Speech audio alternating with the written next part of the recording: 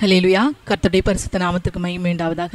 இந்த நிகழ்ச்சியின் மூலமாக உங்கள் ஒருவரையும் பார்ப்பதில் மிகுந்த மகிழ்ச்சி.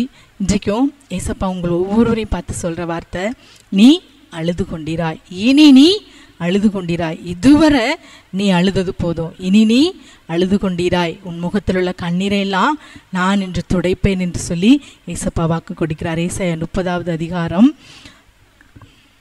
19வது வசனத்தில், இனி நீ அழுது கொண்டிராய், உன் கூப்பிடுதலின் சத்தத்துக்கு அவர் உருக்கமாய் இறங்கி அதை கேட்ட உடனே உனக்கு மறு உத்தரவு அருளி செய்வார். ஆமேன்.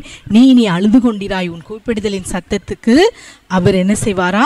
உருக்கமாய் இருங்க. கூப்பிட்ட உடனே அவர் உனக்கு மறு உத்தரவு அருளி செய்வார். அழக்கூடிய சூழ்நிலை இன்றைக்கு அப்படிப்பட்ட ஒரு சூழ்நிலையில் ஏசாயா 30:20 பாருங்க, அவர் துன்பத்தின் அப்பத்தையும் உபத்திரவத்தின் தண்ணீரையும் கொடுத்தாலும். ஒருவேளை நீங்க இந்த வார்த்தையில் சொல்லப்பட்டது போல உங்கள் வாழ்க்கையில் உள்ள பிரச்சனைகளினால் நீங்கள் சாப்பிட்ற சாப்பாடு கூட ஒரு துன்பத்தோடு நீங்கள் உங்கள் சாப்பாடை சாப்பிடலாம்.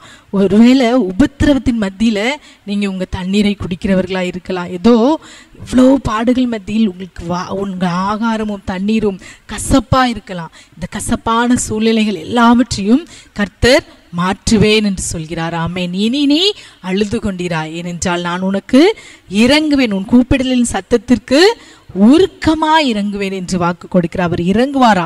எப்படியா? 18வது வசனத்துல, ஆனாலும் உங்களுக்கு இறங்கும்படி கர்த்தர் காத்திருப்பார்.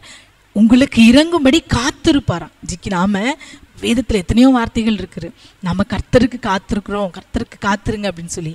ஆனா ஏசப்பா இன்னைக்கு சொல்றாங்க பாருங்க, நமக்கு எனக்கும் உங்களுக்கும் அவர் இறங்கும்படி காத்திருப்பாராம். எப்போ என் பிள்ளைகளுக்கு இறங்கணும்னு சொல்லி அவர் காத்திருக்கிற தேவனாக இருக்கிறார். என் பிள்ளைகளுடைய வாழ்க்கையில் நான் எந்த நேரத்தில் போய் அவங்களுக்கு இறக்கம் செய்யணும் அப்படின்னு சொல்லிட்டு ஏசப்பா உங்களுக்காக காத்திருந்து அவர் இறங்கி உங்கள் கண்ணீரையெல்லாம் அவர் துடைத்து உங்கள் அழுகையில் அவர் நிறுத்துகிற தேவனாக இருக்கிறார். யாருடைய கண்ணீரை அவர் துடைப்பாராம்? 15:30-15 நீங்கள் மனம் திரும்பி அமர்ந்திருந்தால் ரட்சிக்கப்படுவீர்கள், அமெரிக்கையும் நம்பிக்கையுமே உங்கள் பலனாயிருக்கும். நீங்க அழாதீங்க. அழுகிற சூழ்நிலையில கர்த்தருடைய சமூகத்தில் அழுதுட்டு நீங்க என்ன செய்யணும்?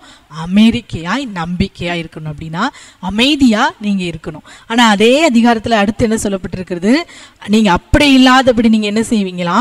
குதிரையின் மேல் ஏறி ஓடி போவேன் அப்படின்னு சொல்லி வேகமான வாகனங்களின் மேல் ஏறி போவேன் என்கிறீர்கள். நீங்க உங்களுக்காக என்னெல்லாமோ என்ன செய்யறீங்க? உபாயங்களை தேடுகிறீர்கள். இவைகள் எல்லாம் ஒன்றுக்கும் உதவாது. நீங்க என்ன செய்யணும்? கர்த்தருடைய சமூகத்தில் அவர் மேல நீங்க அழுது கொண்டிருக்கிற சூழ்நிலை தான் உங்களுக்கு. ஆனாலும் அந்த சூழ்நிலையிலும் கர்த்தருடைய சமூகத்தில் மனம் திரும்பி அமர்ந்திருந்தால், 15வது வசனம், நீங்கள் மனம் திரும்பி அமர்ந்திருந்தால் ரட்சிக்கப்படுவீர்கள், அமெரிக்கையும் நம்பிக்கையுமே உங்கள் பலன். அமெரிக்கையோடு நம்பிக்கையோடு கர்த்தருடைய சமூகத்தில் நீங்க காத்திருங்க. நீங்க அழுது கொண்டிருக்கும் சூழ்நிலையை கர்த்தர் முற்றிலுமாய் மாற்றுவார். நீங்கள் சும்மா இருப்பீர்கள், அவர் உங்களுக்காக யுத்தம் செய்வார். ஆகையால் சும்மா இருப்பதே அவர்களுக்கு பலன் என்று சொல்லி ஏசாயா 37 நாம் பார்க்கிறோம். சும்மா இருப்பது தான் உங்களுக்கு பலன். எல்லா அழுகையின் சூழ்நிலை இன்றைக்கு மாறும்.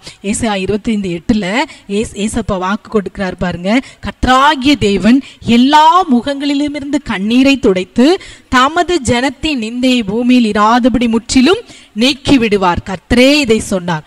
ஒருவேளை உங்கள் மேல உள்ள நிந்தையினால், தமது ஜனத்தின் நிந்தை, ஒருவேளை நிந்தையினால் இன்னைக்கு நீங்க அழுது கொண்டு இருக்கலாம். உங்களை சுற்றி உங்க கிராமங்களில் உங்க குடும்பத்துல ஒரு நிந்தை சுமந்ததினால் நீங்க இன்னைக்கு அழுது கொண்டு இருக்கிறார். இந்த நிந்தையெல்லாம் உங்களை சுற்றிலும் இருந்து நீக்கி விடும்படி கர்த்தர் இன்னைக்கு உங்களுக்கு இறங்குவாராம். ஆமேன்.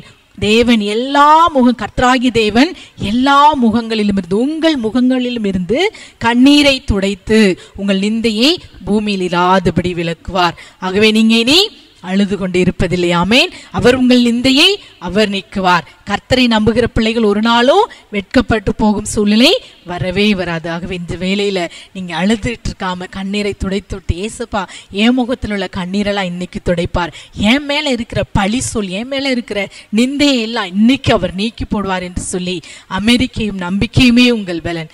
நீங்க சும்மா இருப்பதுதான் உங்கள் பலன். அதை செய்துறேன், இதை செய்துறேன், குதிரை மேலே ஏறுவேன், அதை பண்ணுவேன், இதை பண்ணுவேன், இல்லவே இல்லை. நீங்க கர்த்தரை நம்பி அமைதியா நம்பிக்கையோடு இருங்க.